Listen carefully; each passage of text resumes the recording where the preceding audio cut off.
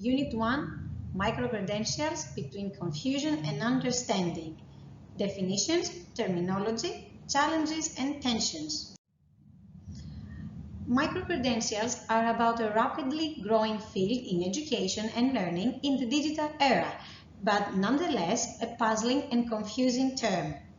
The micro-credential ecosystem, although widely introduced, is facing a lot of key challenges such as no consensus in definition and terminology used, no clear taxonomy responding to validity and learning outcomes, and on top of that, a number of all kinds of sort of formats of learning experiences, making the field of micro-credentials even more unclear and vague.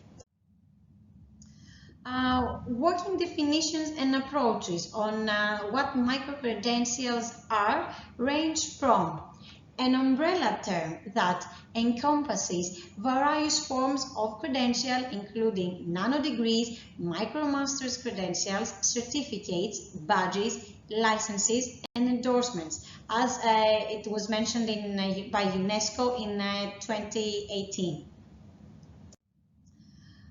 To alternative credentials, encompassing but yet differentiated from other certificates, as it was stated by the OECD. And from there on, the potential connection with transparency and the European qualification framework, as it was stated by the European Commission. The lack of a common approach leads eventually in a vicious circle that spills over to the needed trust, transparency, and eventually uptake of micro-credentials.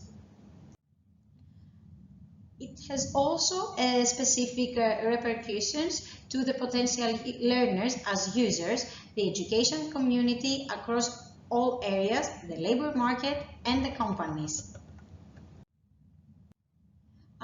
This tension lies between the following two approaches and considerations. Considering micro-credentials or alternative credentials running parallel to traditional or formal certifications, having them as fully entrenched in as well as adopted by established qualifications frameworks and hence enjoying a wider acceptance and status by all interested parties involved.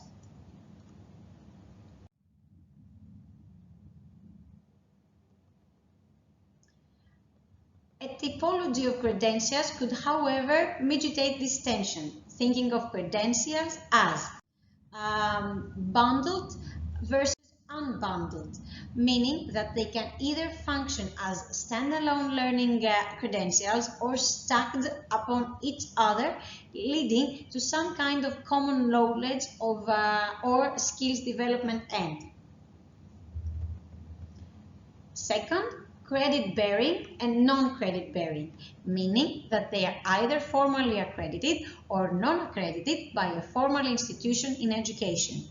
And third, as career-focused or personal interest-focused. This helps in better understanding how several forms of learning in terms of acquisition or further development of knowledge and skills can be associated with or differentiated from each other with respect to credentials type that lead to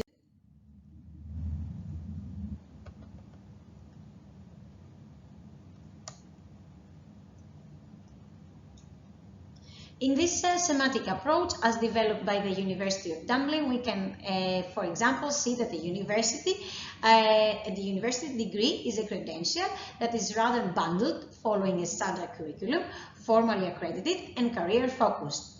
A micro-credential, on another hand, could be unbundled or bundled, formally accredited, for example, as a result of a short-term learning activity or course by an accredited educational body, or non-formally accredited, for example, as offered by a private organization or company.